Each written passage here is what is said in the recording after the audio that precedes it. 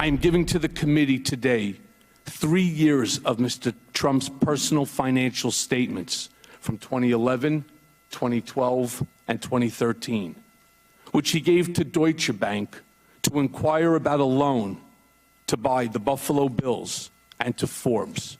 It was my experience that Mr. Trump inflated his total assets when it served his purposes, such as trying to be listed amongst the wealthiest people in Forbes, and deflated his assets to reduce his real estate taxes.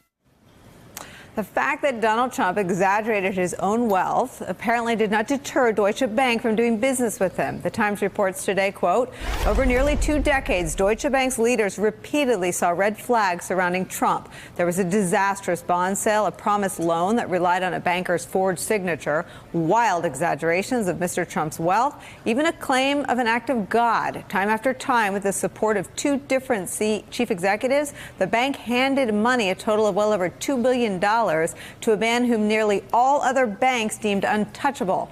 Things changed when Trump won the presidency and the bank went into damage control mode. The Times reporting, quote, the bank commissioned reports to figure out how it had gotten in so deep with Mr. Trump. It issued an unusual edict to its Wall Street employees. Do not publicly utter the word Trump. It's a relationship of interest to many. Both Congress and New York prosecutors are investigating the president's ties with Deutsche Bank. Frank and everyone are still here. Betsy, how did we get here? It's a great question. Trump always had trouble getting access to capital, was one of the key problems for his business after he went bankrupt a bunch of times, and lenders realized that if they lent him money, they might not get it back. Deutsche Bank wanted to move into the American market. They're a German bank. They saw Trump as a way of taking a big risk, potentially doing well, potentially not, but he was somebody who they could use to get a foothold in the American market, and to that extent, he was a helpful means to an end. At the same time, though, this is a bank. Take Trump out of the picture. This is a bank that has had all sorts of problems. Regulators in the UK and in New York State fined it, I believe in the course of 1 year, upwards of $1 billion for failing to take the steps that banks have to take to prevent money laundering. In this case, Russians laundered, allegedly, $10 billion through Deutsche Bank, which means you take money that you get illegally, maybe it's cash in a suitcase, maybe it's gold bars, not the kind of thing you can use to buy, chalets or or whatever, and you take it and you move it into the financial system so that it looks like it's legal money. And big banks, huge banks like Deutsche Bank that have scores of lawyers, are supposed to have steps in place to keep that from happening. If somebody rolls up with a duffel bag full of cash,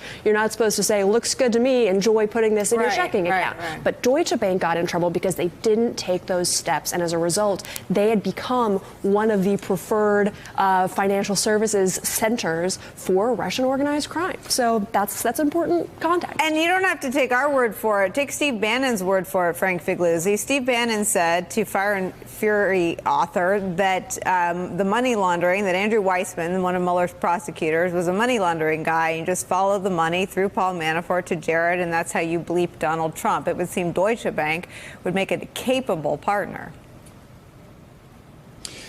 Deutsche Bank goes way back with shady dealings with Russia as well. So while there's a strong theory, of course, that's already been articulated that, look, Deutsche Bank simply saw dollar signs and an American market in their eyes and wanted to do that high-risk loan or loans, $2 billion over 2 decades, to someone who couldn't walk into his community bank and get a loan because of the risk.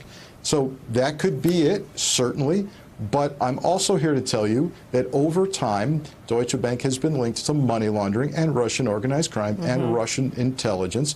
And so the theory could also be, no evidence articulated yet, but with those strong ties and the possibility of criminal conspiracy to the campaign and to Trump, that maybe somebody was saying to Deutsche Bank, go ahead and do the loan. We've got it. We've got it. Here it is. We'll back it. And that's another possibility as well. And then you can't help but make the comparison to the fact that everybody surrounding Trump is trying to capitalize on Trump and their access to Trump. And here we even found a bank, essentially his own bank, that's enabling and facilitating and try to capitalize on his name and get into the American market. I use that word in the break, enablers. Absolutely. I mean, look, that what Frank said is on point. It's that everything that Trump does, there is some sort of connection, whether it's money, you have people who have things over him. He acts in the interest of his financial and political interests.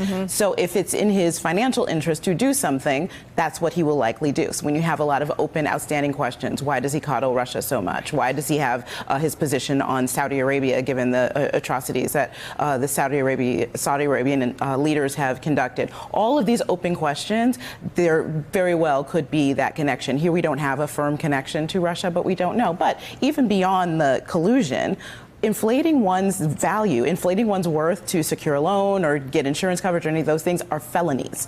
If that is found to have happened, that's a big problem for the president. More felonies. More felonies. You know, and it really comes back to where we started the hour, Nicole, with the point that the real peril to Trump may not, in fact, be the Russian collusion investigation, but this investigation of his finances, this investigation going on in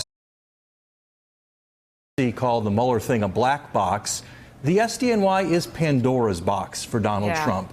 It is filled with all kinds of horribles and awful things. And when that box is open, a lot of bad stuff is going to come out, and he's going to have to answer account for it. His lying to all kinds of people about his finances, banks, to Forbes magazine, whatever he was lying about, you know, that's all going to come due, and that is inside Pandora's box. It's also one of the examples where the attacks on Cohen as a liar seem to fall flat. Obviously, whatever Cohen said there, they can go and corroborate by going to Deutsche Bank, by going to other financial institutions. Right, and perhaps the biggest lie of all on those financial statements that Michael Cohen turned over to the committee that we know is in there is this claim that the Trump brand as a name was worth $4 billion. Right. $4 billion. I mean, it's just, there's no better monument to the man's egomania than the idea that his name alone is a $4 billion name. I mean, one of the internal Deutsche Bank reports that were flagging him was saying one of the problems is his demagoguery. Like that was identified way back then. By Deutsche Bank. By Deutsche Bank. Meet George Carlin. Hey there, I'm Chris Hayes from MSNBC. Thanks for watching MSNBC on YouTube. If you want to keep up to date with the videos we're putting out, you can click subscribe just below me or click over on this list to see lots of other great videos.